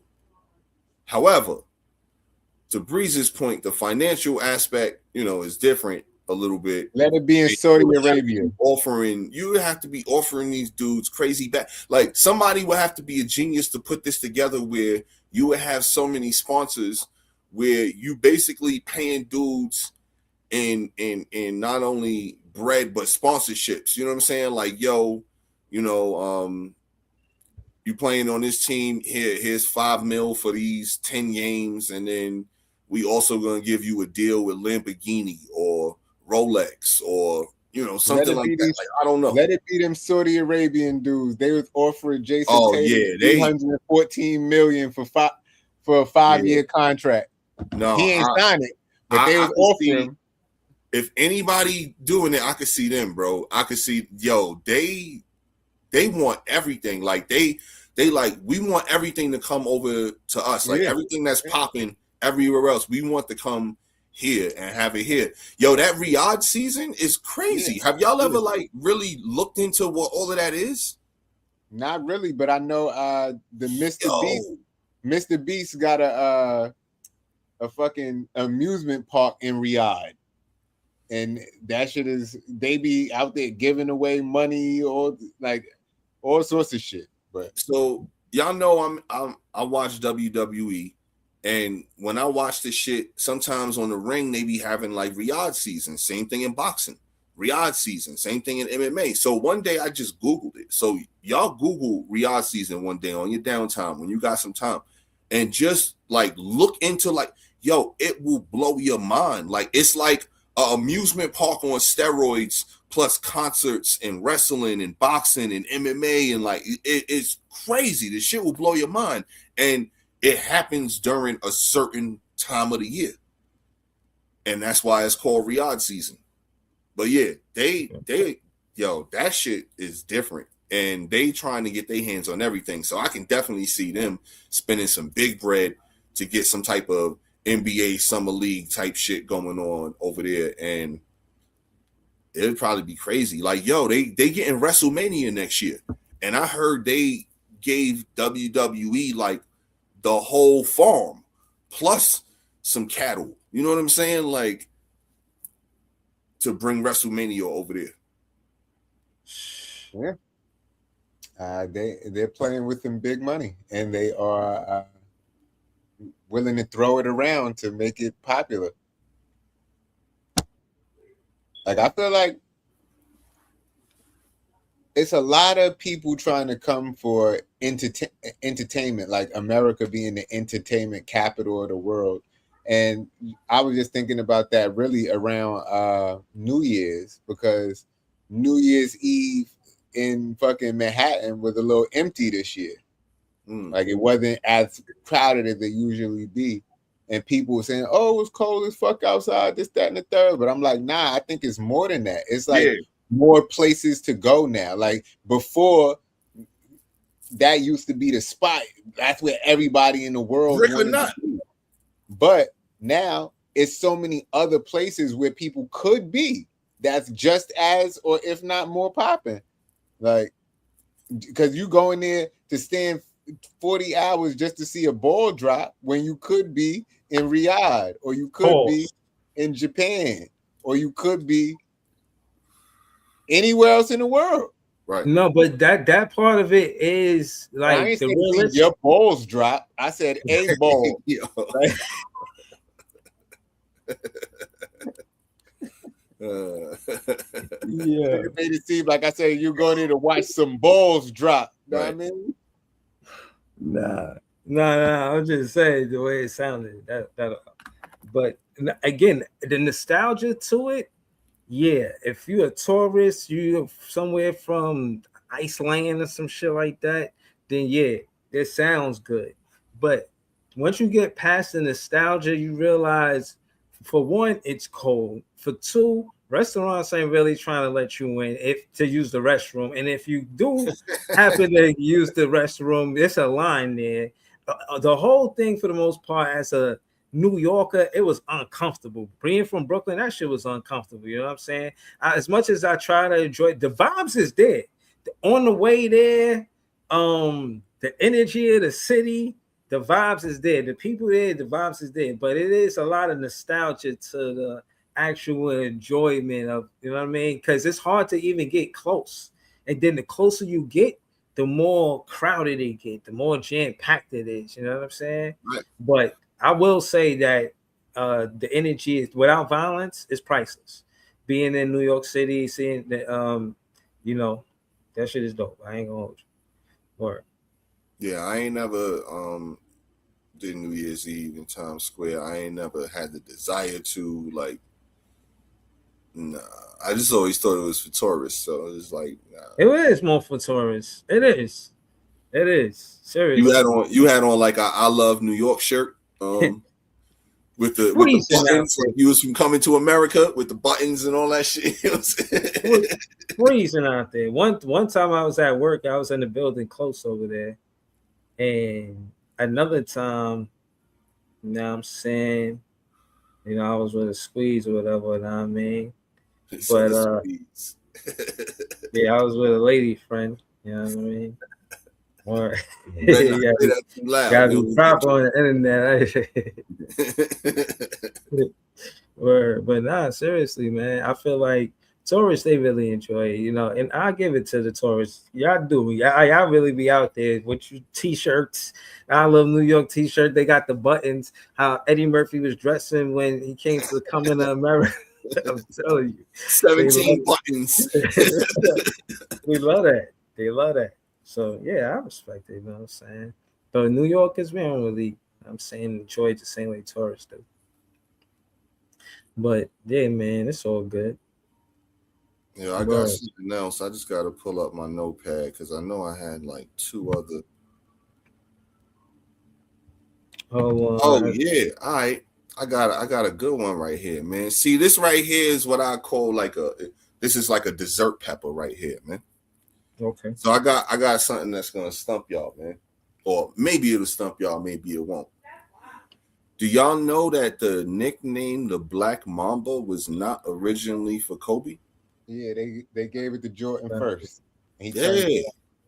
They knew that. Did you know that, Breeze? Yeah, I heard Reggie Miller tell that story. Did y'all know why? No, Reggie Miller called him that Black Cat. Black Cat. Oh, my fault. Black Cat. Yeah. So, do y'all know why he said no to it? No. So Nike basically, when they was making like the Jordan 19, the layer of it was like some type of layer called, let me see, I think I took that note down. Yeah, it was called Tech Flex, and it looked like a black snake. So they made the whole marketing campaign around Black Mamba because they found out what was like the deadliest snake or whatever. So they made the marketing campaign around that. And Jordan was like, all right, we're going to do one commercial, but then after that, nah, I'm not running with this. Y'all not calling me no Black Mamba. Like, that's not going to be my thing. The reason why, and it didn't come out until years later after he retired, one of his biggest fears in the world is snakes, and he didn't want his opponents to know that and use that against him any type of way, on the court, off the court, whatever. So that never got out nowhere. So what happened is, like, years later, when Kobe had went through all of his trial stuff and everything, he was watching Kill Bill and like really adapted to that whole like Black Mamba kind of thing. So they kind of meshed it all together, and the first shoe that actually had like the Mamba logo, where that was his logo, was the Kobe 6. And then that's when the Black Mamba thing just took off, the Mamba mentality and all of that. Yeah. That's dope. That's what's Yeah. up. So nah, that's dope that, you know, y'all knew that it wasn't for him at first. But yeah, I learned that information this week, and I was like, yeah, I gotta throw that into the pot real quick, man. Yeah, shout out to Michael Jordan, man. Michael Jordan, yeah, you know, and again, I thought he was going to, you know, kind of just hang up his jersey and just ride off into the sunset. He became somebody that was important in NASCAR, like his team winning championships over there. I don't know if he like one of the first Black owners to do it, but you know, he's still doing incredible stuff in sports, man. Y'all remember Brad Daugherty? Yeah, tall Cleveland Cavaliers center. Yeah, used to play for the Cavs back in the day. He's like Mr. NASCAR when it comes to like NBA, ex-NBA dudes. So this dude, not only does he like have ownership in NASCAR stuff, but he also, I don't think he does it anymore, but he used to be on ESPN, like talking about NASCAR on the shows and stuff like that. You know what I'm saying? Like, and he said, actually, like, I was watching something with him. They were saying that NASCAR is his actual first love, and he didn't start playing basketball until he started getting so tall, and people encouraged him to play, and then that's when he started playing ball. So that's why as soon as he, you know, retired, he went to NASCAR. So you think about it, like, this dude couldn't be 7 foot tall driving around in the NASCAR. You know what I'm saying? Like, Brad Daugherty was a tall dude, man. So they would have to make a special car for him. You know what I'm saying? Just for him to really drive race cars, man. Shit, where he was 7 foot. Yeah, he was their center. Remember, he was an all-star. He was. Yeah, good. he was 7 foot. He was about 7 foot. That Cavs team was decent, man. They gave the Bulls a little bit of problems with Mark Price, Craig Elo, and Daugherty. That was their three. And they had Gerald Wilkins for a little bit. They had Ron Harper for a little bit. I imagine those cars made for people like 6'1", the tallest, maybe 6'2". You know what I'm saying? You know, not no 7 footer. You know what I'm saying? like that. Maybe 6'2", like leaning back a little bit, adjusted. Yo, you remember? Y'all remember Police Academy 1? Vaguely. Nah. Vaguely. I know what you're talking about. The part where Hightower, the big dude, Bubba Smith. I mean, he was driving around in like one of them little ass like Volkswagen Golfs. He was trying to teach him how to drive, and he was like, I can't get in this. Yo, he ripped the front seat out and just sat in the back seat and was driving that shit like that. Like, that's what Brad Daugherty would probably have to do to a fucking NASCAR, man. For real.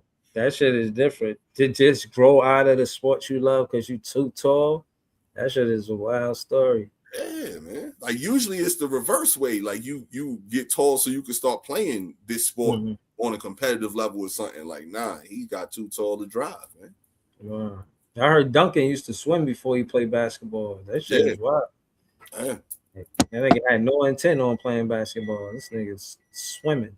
It's crazy, man. Them growth spurts, man. Dennis Rodman wasn't going to be a basketball player until he hit his growth spurt. He went from like 5'9" to like 6'8" from the time he was like 19 to 20 or 18 to 19 or something like that. And then all of a sudden he started playing college basketball. Interesting. Word. Should be crazy, man. Never know what people could do, man.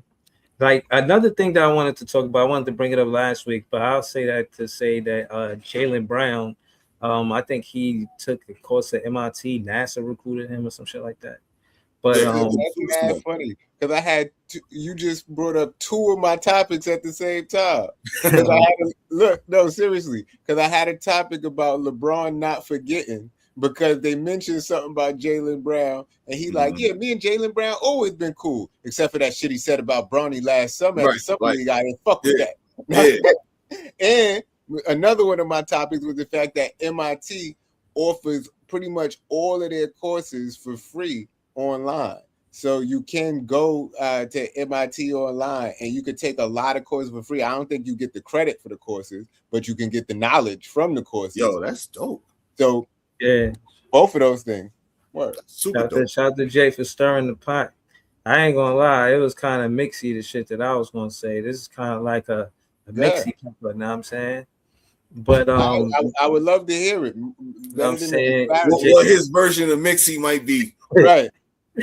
Jaylen Brown, know what I'm saying, he was at a kickback, know what I mean, had his peoples come out, know what I'm saying, police came and was acting like he was doing something wrong, and they shut it down. And they tried to apologize to him afterwards, but he wasn't feeling it. He was like, nah, that was bogus. Like, y'all did me bad. You know what I'm saying? Y'all ain't have to do me like that. Nah, yeah, it was the city of Beverly Hills. I seen all of that, and now he's even thinking about filing suit against them because of all of this. So yeah, like I don't know if that was mixy, bro. That might be another like Black Power topic. I was about to say on the scale of you know what I'm saying, like ingredients we think together we are united. Like and if we all stand behind Jaylen Brown, that was a sweet potato. He threw a sweet potato in there this time. You know what I'm saying? Not even yams, just a sweet potato, man. Start a petition against the Beverly Hills Police Department on behalf of Jaylen Brown and all basketball players as a whole. I mean, Black Power. Nah. They showed the interaction between the police and Jaylen Brown. He was really soft-spoken, asking the cop questions he couldn't answer. He told Jaylen Brown it was above his pay rate. So them issuing him an apology after it all was kind of like slap in the face, because it's like you had no reason, you had no cause. And they were saying that same house, other people who did venues there, it wasn't like he just picked the quietest block in the neighborhood, the quietest street, and then he just had a whole throwdown with Luke 2.0. You know what I'm saying? And like, it's your birthday too. Remember? So was they filming the Peep Show? Oh man, I hope they was, man. Back in the day, that little Peep Show, man. He was acting like they was having, you know what I'm saying, a whole pool party or some shit like that. Nah, it was a whole venue. People was coming out like a speakeasy event, like they was coming out the network and you know what I'm saying? Like, come on, man. Yeah, they ain't have to do them like that, you know what I mean? But that's it. That was the only thing I want to say. Yeah, that was a sweet potato, man. It's all good, man. Yo, man, let's all rally behind Jaylen Brown. Make sure the Beverly Hills Police Department gets what they deserve. You know what I mean? For harassing a young black man just trying to throw a party in Beverly Hills. You know what I mean? Let's make sure they get what they deserve. I wonder what music they was playing where they said, oh, that's it. It's probably... Maybe they was playing some Luke. Playing some gin and juice. But you thought they were supposed to be playing classical music? If they're playing classical music on the piano, would y'all have raided Jaylen Brown's house then? Huh? Right. Oh man. But nah, that dude is hella smart, man. Like originally what you was talking about, Breeze, that dude's hella smart, man. He graduated. Well, he I don't know if he graduated, but he definitely went to Cal. And Cal, you know, if anybody knows, that's one of the top schools in the country. That's a school from Big Bang Theory, right? Caltech? Nah, Caltech I think is a made up school, but I think it is supposed to be Cal. Okay. I know. So you got to change the names, the names of the people and the places, you know what I mean? Yeah, to protect identity. Protect money they don't got to pay, man. That's what that is. Ain't no identities they protecting bank accounts, man. Like, nah, that school is fake. That school is fake. Nah. Yo, did y'all hear that? Dr. Umar Johnson, he finished his school. It's done. It is done, and it is Oh, they ready. saying that's a real school. For real? Yeah, Caltech. It's in Pasadena, California Institute of Technology. Oh, okay. I thought it was made up. I thought it was So there we go. Word. Yeah. Okay. But what you Nah, about to say? he's talking about Dr. Umar, his inspiration, man. He Yeah, said, I'm telling you, I keep forgetting to get a kufi, man, but I'm gonna get me one, man. He Just said, so when it's Dr. time, when it's kufi time, We all got to get one, man. I'm And not put, getting put a it. we need to certified, get some. put a We certified need stick to on get it. certified Brooklyn Nets. kufi. Yeah, If the man. Brooklyn Nets is not making a Kufi Brooklyn Nets, You know, style, I you wouldn't know, slap somebody kufi off their head off the Brooklyn Nets. I wouldn't be the number one kufi slapper for the Brooklyn Nets. Yo, man, you seen it, man. We got the best odds. We tied for the best odds right now for that number one spot, man. I've seen that. Yeah, man. Make this shit worth it this year, man. Because last year that shit was not worth it, man. Could have went a lot better. Bro, You gotta be all in or all out. When y'all keep talking this odd shit and we still get the fifth pick, I'ma laugh in y'all face. I promise. Nah, so if you if you got the worst record, you can still get the fifth pick. No, it's the best odds, but you still can get the fifth. It's fourth. You can't get no worse than fourth. Well, I don't think we're gonna have the worst record, though. I don't think we're gonna have the worst record. I'm saying it don't matter if we do it, don't. I just want to be in that top four, man. Like anything less than that top four is not. If by chance we slip to 5, like I've been telling y'all, I feel good about Wilder at 5. No, I mean the Spurs doing what they supposed to do. You know what I mean? And so you could count on them being the L tonight. Yo, but the Kings is finding new ways to tell people they can't play no more, man. Did y'all see? No, it wasn't the Kings. Was it the Kings or was it the Jazz? The Jazz. Either way, they both be doing. Everybody got season surgery. Like, yo, Marketing can't come. He can't play anymore for some. I forgot what the hell it was. I heard the NBA. It was his finger. They own doctors to check out Marketing to see if he's really hurt for real. And then somebody else, it was something else that was like, no, I think it would be better. I think it was the shit. What was the other team I just mentioned? Not the Jazz, but the Kings. Like 3 of their players, they basically told them, don't worry about coming into work. Like, yo, like that's crazy, man. Like we want to make sure we got the worst record. The NBA, they gave 2 teams that didn't have an NBA championship a championship in recent history. They gave it to the Nuggets. Not give, but I'm just saying, as far as what happened. I don't want to say it like it. You know what I mean? You basically just said it. No, not to say it like that. I didn't mean it that way. You know what I mean? I didn't mean it that way. I meant it in a way like the Nuggets won and they didn't have an NBA championship and the Thunder won. So, I could see them. The Utah is one of those teams. The Brooklyn Nets is one of those teams. Indiana is one of those teams. And I do think there's going to be a day where every NBA team is going to have an NBA championship. And I just want to say, out of all of the teams in the NBA that don't got an NBA championship, I want the Nets to be the next team to win it. I want it to be before the Pacers. The Pacers, they had their chance. They lost to the Thunder. You know what I'm saying? The Washington Wizards, y'all sorry. I'm just saying. But y'all did. I think they do got one. I do think they got one in like 1957 or some wild shit. The Grizzlies, they gave, I'm saying, all those picks to the Grizzlies. What you said in 50? What team you said in 57? I think the Wizards. I was saying the Wizards probably won one NBA championship. Nah, I don't think the Bullets ever won. Because the only time they were really good was Wes Unseld back in the 70s, and they might have won in 70. No. Yeah, I don't think they won one, bro. So you got them. I think the Pelicans, they ain't got one. They knew it, so they don't count. Like, as far as I wouldn't say they don't count as far as like a team that. Expansion teams came after the Nets and won, like Miami Heat, Toronto Raptors. So they count. Oh, yeah, they did win in 78. Okay, my fault. I said 57. we ain't talk at all about your man 50 getting cooked by a little kid, getting smoked. That's your man. You been championing this nigga. He's getting cooked by I ain't King champion Harris. nobody, nigga. He said champion. Nah. Nigga, You been I don't rock no pom poms for nobody, man.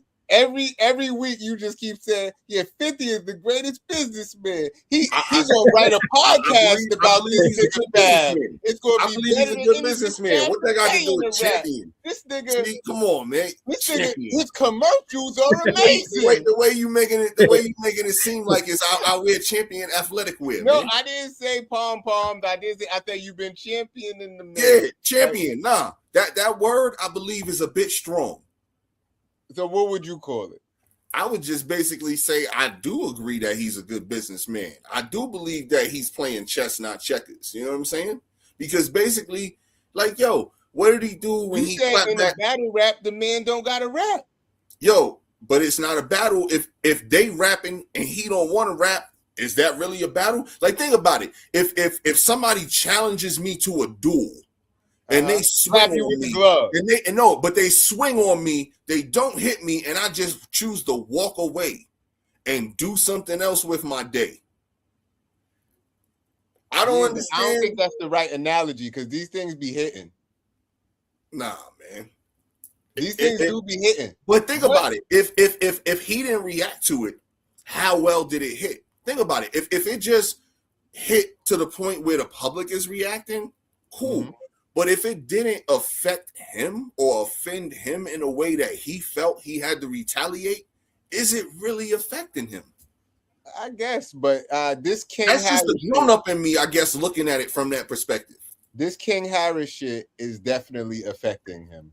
Like, I feel like... He sent back a picture, a picture. Like, that's what I'm saying. Like, these dudes is taking time and energy to make songs and do all of this shit. Fuck the songs. That's my point. That's my point. He's losing the internet battle. Like the only thing that he's been standing on the whole time, he's losing it to a young boy, kid, because kids know how to handle the internet. Yeah. So he's losing that, and he's not gonna rap.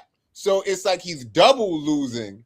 Like, and he admitted to taking the L. There's a quote. Hold on, what he said. Because he is trying to say he's green light gang, and I get that. He said, I know what you're thinking. How is this happening? It's very simple. I'm on fire. I'll take all of these L's, LOL, green light gang, because he got some British boxing drama named Fightland produced. But he knows he's taking L's. But and that's the thing that I'm saying too. Like, it's L after L, so he's passed out. That play that he had with this shit. So like he's using, hey, guess what? People are talking about me again. So while people are talking about me, what I'm gonna do? I'm gonna tell you what I'm doing next. So like I said, it's chess versus checkers, bro. Like, yo, it's just good business to me, man. Yeah, he's getting but at the price of what? Putting T.I. wife up, you know what I mean? Like, how did all of this that picture he posted her look terrible. Was that really her? But no. But how did all of this start though? Is it because T.I. say he wanted the verses and he didn't want the verses? Yeah, it was kind of like over that, and then I don't know, it went left out of nowhere. Duck and smoke. That's what it is. That's all he's been doing is duck and smoke. But it sounds like both of them is promoting off of this. So again, it might be some pre-scripted WWE type shit. Yo, this is what we gonna do. Do this. And they're gonna play it out and it's gonna be real, but it's premeditated. Yo, he's ducking smoke. You know what I mean? And if he gonna keep ducking smoke, it's cool. He don't want the wreck. But T.I.'s on his head. And really, I don't even give a fuck about the music, even though the music is good. The music has been good, but he's not gonna respond to that. And the only thing that he's doing is posting memes, and King Harris is posting the better memes. Yo, like, so he's losing the meme battle as well. Didn't he like partner with the dude to buy Jim's studio and Jim was locked out the studio?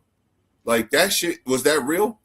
It's real, but the dude, they had to get Jim back in his studio, and the dude who owned the studio got escorted off the property because they kicked him out illegally, and it's a whole bunch of other shit. So, like, if you did that, whatever, but now you got escorted off your own property by the police because you weren't supposed to lock his studio. Yeah, that shit is crazy right there. But I don't know. I think 50 needs to rap. He's a rapper, and he tried to say that he doesn't rap anymore, but he dropped the song this year. I don't really think he a rapper.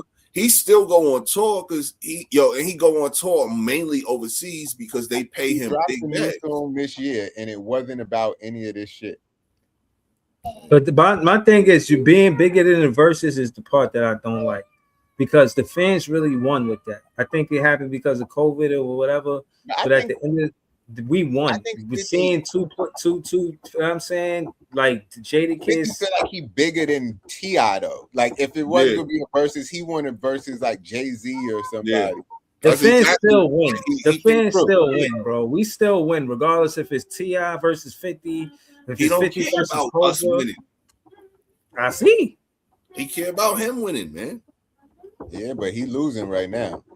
Like if we taking the he done took L after L after L, like, and then this TIL seems like the biggest L of them all. But really, it's just the fact that he's trying to go meme for meme with a child, and children know how to work the internet. How old is this dude now? 21, I think. Yeah, he's 21, I think. Yeah. And the thing is, nigga posted a picture of his mother, fucked up picture. So he posted a picture of 50 mother, dead, grave.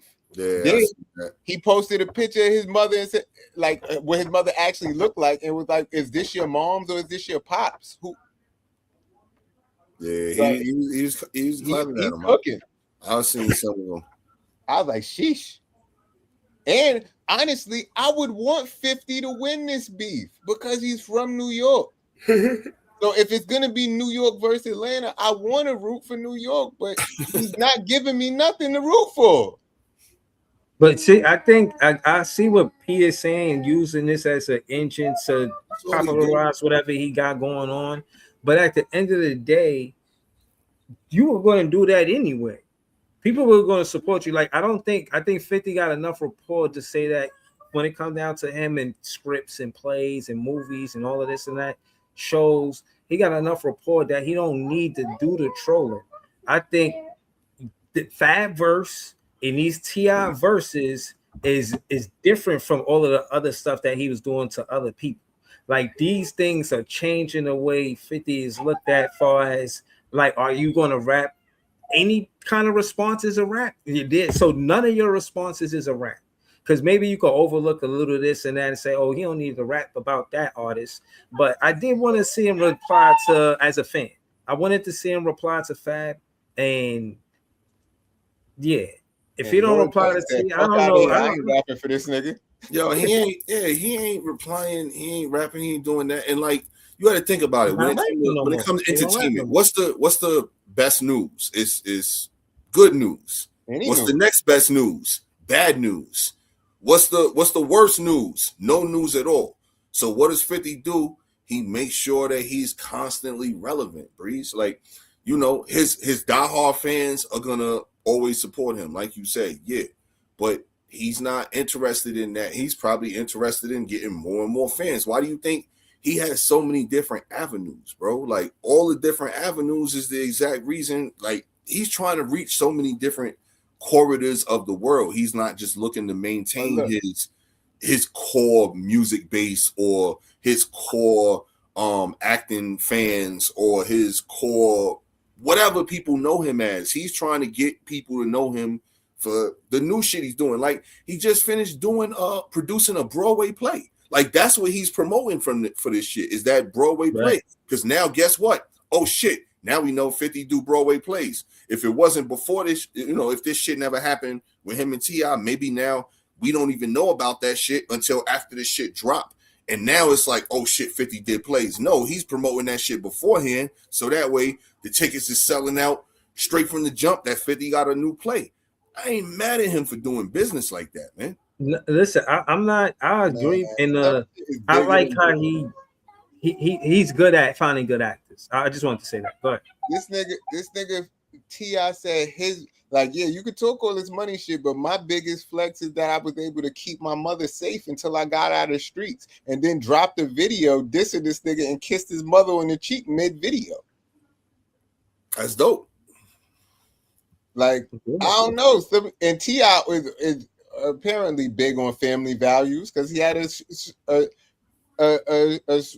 TV show with his family before called some sort of family something or whatever. Yeah.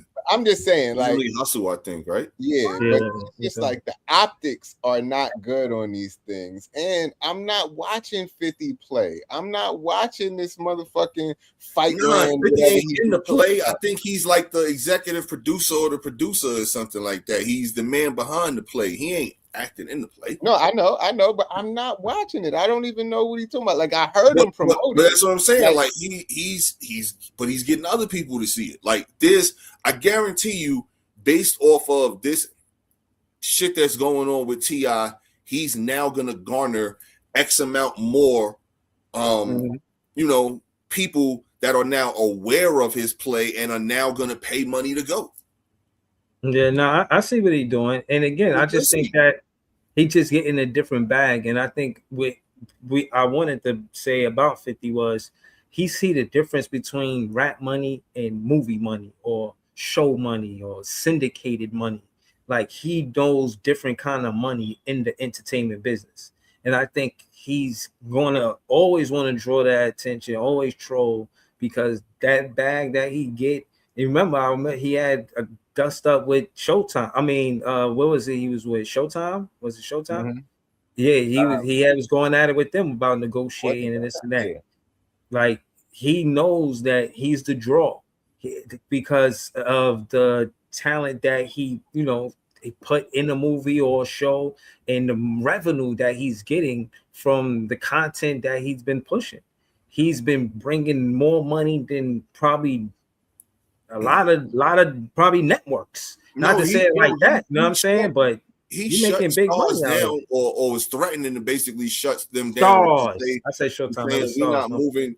Like, basically, he was doing it like, we not moving our product through your shop no more. And he knew that they was the biggest thing that they shop had to offer. So imagine I only had stars because of the imagine you own a hardware store, right?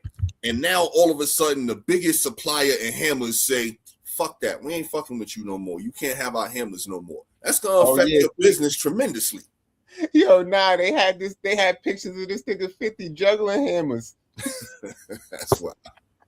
And not hammers for real. No, I know what you mean. Yeah, that's wild. Yo, why did they have pictures? Why was he holding the hammers? That's wild. But yeah, that's crazy, man. They are doing something to 50's reputation right now, I think. But it's cool. Like, but damn, Fifth. Then they done posted his rat paperwork too. Apparently, everybody a rat.